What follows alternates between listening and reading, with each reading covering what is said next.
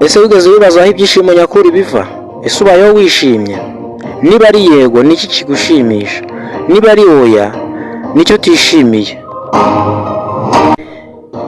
Ese ibyishimo nyakuri biva he? Ndabasuhuje, nitwa Modeste M4. Aha ni ku ijambo ry'ubwenge ba M4. Hari umugani uvuga ngo there is only one happiness in this life, to love and be loved. Ibyishimo nyakuri si amafaranga, si n'ibintu byinshi, ahubwo nukumva ko ukunzwe kandi nawe ugakunda. Benshi batekereza ko ibyishimo biva mu mitungo, mu kazi cyangwa mu butegetsi, ariko ukuri nuko byose bidashobora gusimbura urukundo.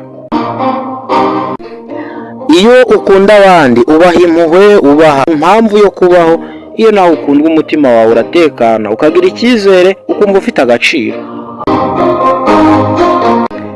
Urukundo rutanga imbaraga zo guhangana n'ibigeragezo, rutanga amahoro mu mutima, kandi rutuma ubuzima bugira isoko nyakuri y'ibyishimo. Niba ushaka ibyishimo nyakuri, itangirira mu rukundo. Kunda abandi mu buryo bworoshye kandi buzira uburyarya, kandi wemere kwakira urukundo, ureke nawe bagukunde. Ibyishimo nyakuri wumve ko atari ibintu, atari amafaranga, ahubwo ari urukundo. Nimucyo twese twibuke ko there is only one happiness in this life, to love and be loved. Niba nanjye wankunze, kanda subscribe, like, umpe igitekerezo muri comment. Iyi video uyisangiza abantu bose ukunda.